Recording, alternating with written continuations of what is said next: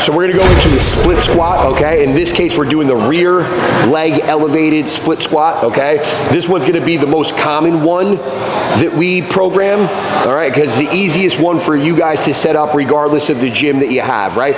Every gym, I think it's pretty easy to say, has a bench, has dumbbells, so this is gonna be an exercise that we can program with anybody. Later on, we'll get into the Smith machine split squat, right? But again, rear foot elevated, we could even call it Bulgarian split squat, right, is the one that we program the most. The setup here is what's gonna be kind of unique for you depending on what you have available. In this case, we're gonna use a bench because that's the thing that you guys most commonly have available. But if we had the ability to get something that's a little bit smaller for most people or closer to the ground, that's probably gonna be better for you, right? But again, we're gonna use a bench just to demonstrate what you guys would typically be doing and what you're always gonna have available at your gym. So that being said, we have two different ways that you can think about this, right? But we always want to have some sort of balance. And usually, at least when I'm programming, I can't say that Marina and Riley are as astute as Tim when they're programming. I absolutely am. A little lackluster.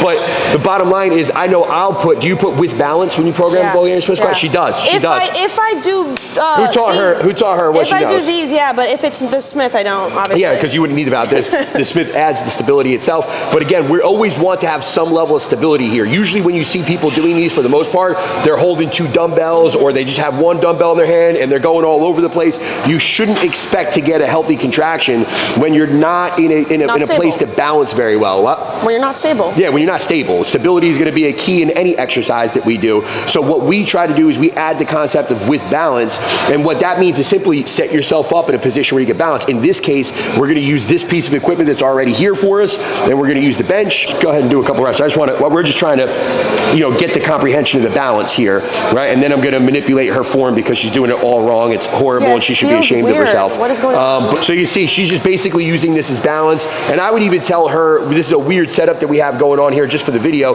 but I would even tell her, hey, watch that foot. Let's go over here with it so that you could be more center in this, counterweight.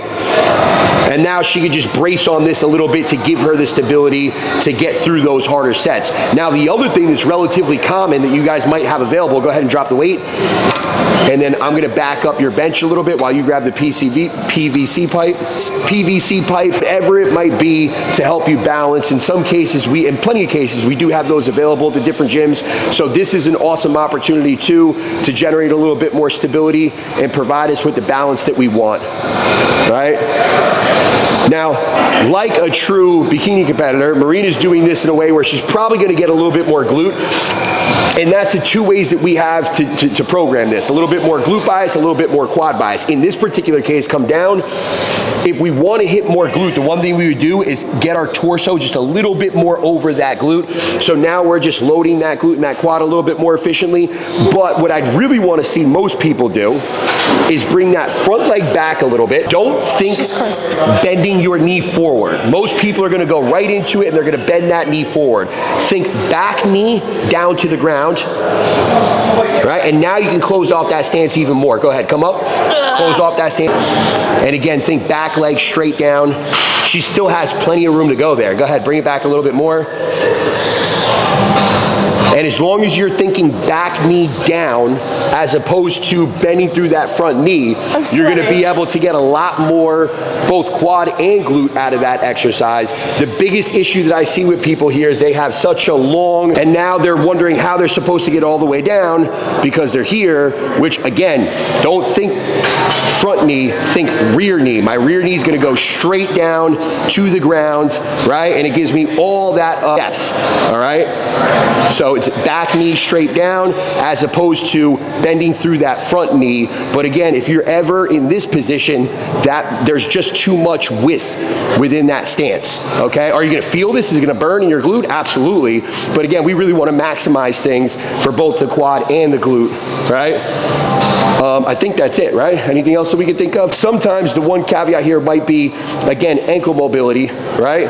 Which usually, I have shitty ankle mobility, and I just showed you guys. If I close off my stance and I think back knee down, right, as opposed to pushing through that front knee, I'm gonna be able to kind of take the ankle mobility out of the equation a little bit. But if you have really poor ankle mobility, you want to get that heel elevated again, right, just to maximize that knee flexion extension. But for the most part, I think that's it. If these don't hurt like an MFer, you're doing them wrong, for sure. Now, the other version of this that we have, that we'll get into real quick, is a Smith machine version. Right, like get the hell out of the shot. In this case, we're gonna do the front foot elevated, just to give us a little bit more depth.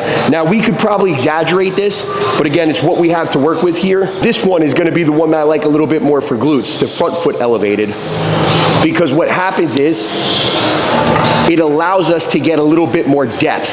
So we're programming that front foot elevate. See, she could use just a little bit more elevation out of that front foot, which we would typically grab one of the pads that we have over here. And then now her foot, she's about, what, 8 inches up off the ground, right? And it just allows her to get that much more depth out of that back knee. And as you're getting more depth out of the back knee, you know what? Let's show them this. Now she's got so much more depth. And if you come around, Chris, you can see on this side, we're getting that glute more lengthened now and really able to load it in that lengthened position. Go ahead, straight up.